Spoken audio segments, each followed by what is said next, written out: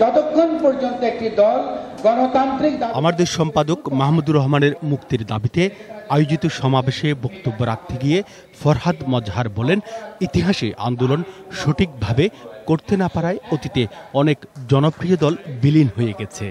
সঠিকভাবে আন্দোলন করতে না পারলে বিএনপিও বিলীন হয়ে যাবে।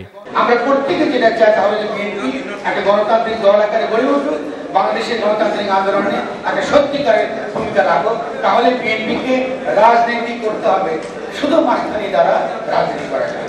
তারপরই বক্তব্য দিতে দাঁড়িয়ে বিএনপি নেতা ব্যারিস্টার রফিকুল ইসলাম মিয়া ফরহাদ মজহারের সমালোচনা করেন। তাৎক্ষণিকভাবে জবাব দেন ফরহাদ মজহারও। বিএনপিকে এইভাবে বিলীন হয়ে যাওয়া বক্তব্যটা মানে আমি মনে করি, আমি সবিনয় অনুরোধ করবো, আপনারা বিএনপির ইতিহাসটা একটু দেখেন।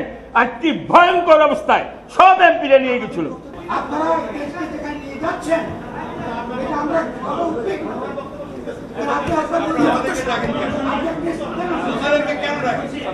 ঠিক আছে আচ্ছা ঠিক আছে, আমি আমি আমি আমি আমার কথাটা যদি আপনি পছন্দ না করেন আমি উল্টো করলাম, আমি বললাম না এই কথা না। ঠিক আছে আমি কেন উল্টো করলাম এই কারণে আমি ঠিক আছে আপনাকে কোনো কষ্ট দেওয়ার জন্য আমি বলি নাই, কিন্তু আমি বলতে চাই আমি কারো মনে দুঃখ দেওয়ার জন্য বলি নাই, কিন্তু আমি যা বলতে চাচ্ছি বিএনপি বিলীন হবে না, হতে পারে না, বিএনপি কাজ করে দেখিয়ে দিবে।